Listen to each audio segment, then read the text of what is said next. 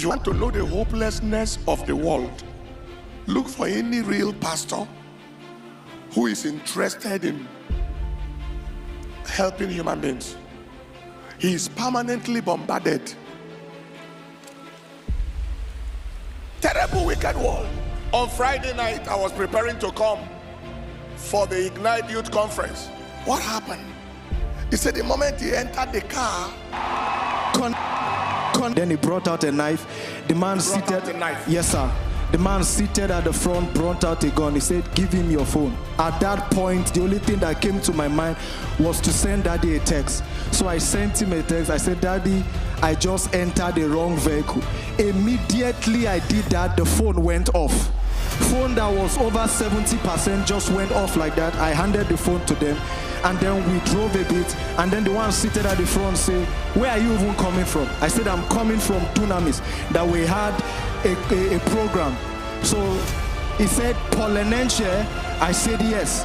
Then they drove a bit to around either Karima, Gigi area, and they stopped there.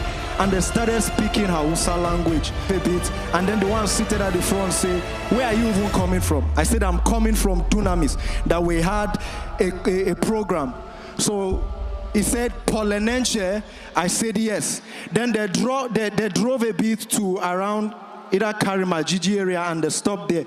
And they started speaking Hausa language. I couldn't hear what they were saying, but they were mentioning Enenche inside the name, and they were mixing it with Hausa. So the man at the front said, "Do you know that we can just shoot you here now and dump your lifeless body?"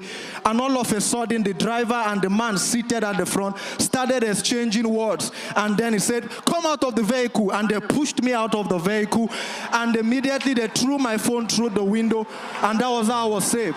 I came to the church. I didn't even know how to connect, because I didn't know that Daddy already sent a reply already. When I came to the church, my friend, I told him about what happened. Also, Pastor Ola is aware of it. I told my friend what happened, and then he gave me his phone, and then I put my SIM inside the phone. That was where I saw Daddy's message that they are scattered, that the Lord sent his angels to deliver you and send confusion in their midst.